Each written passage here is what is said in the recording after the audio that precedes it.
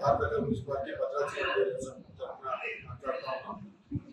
ఈ రోజున నల్గొండ, వరంగల్, ఖమ్మం ఈ 3 జిల్లాల నుంచి పట్టభద్రుల ఎమ్మెల్సీ స్థానంలో మన అభ్యర్థిగా, కాంగ్రెస్ పార్టీ అభ్యర్థిగా, అట్లాగే వామపక్షాలు బలపరుస్తున్నటువంటి అభ్యర్థిగా తీన్మార్ మల్లన్న గారు పోటీ చేస్తూ ఉన్నారు.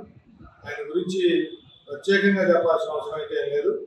వారి క్యూ న్యూస్ అనే దాంట్లో వారి తత్వం ఏంటి, వారి వ్యవహార శైలి ఎలా ఉంటుంది, ఎవరినైనా సరే నిర్మోహంగా ప్రశ్నించగలిగినటువంటి పక్కన ఉన్నటువంటి తీన్మార్ మల్లన్న గారు ఇవాళ కాంగ్రెస్ పార్టీ అభ్యర్థిగా ఈ 3 జిల్లాల పట్టభద్రుల నియోజకవర్గం నుంచి కాంగ్రెస్ పార్టీ అభ్యర్థిగా పోటీ చేస్తూ ఉన్నారు.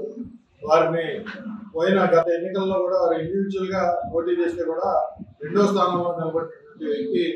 అంటే ఆయన ఇండివిజువల్గా కూడా అంత దూరం తీసుకొచ్చారు అంటే ఇవాళ ఉన్నటువంటి ఈ రాజకీయ పార్టీల మధ్యలో ఆయన ఒక్కడిగా ఆయన నిలబడి అక్కడ దాకా 2వ స్థానాన్ని పొందారు అంటే ఆయనకున్న ఇమేజ్ అంటే ప్రత్యేకంగా అలాంటివి చెప్పాల్సిన అవసరం లేదు. కేవలం ఆయన ఎటువంటి విషయాన్నైనా కుండబద్దలు కొట్టినట్టు బహిర్గతంగా ప్రశ్నించే తత్వం ఉన్నటువంటి తీన్మార్ మల్లన్న గారిని వామపక్ష పార్టీలుగా సిపిఐ సిపిఎం కూడా మేము బలపరుస్తూ ఉన్నాం.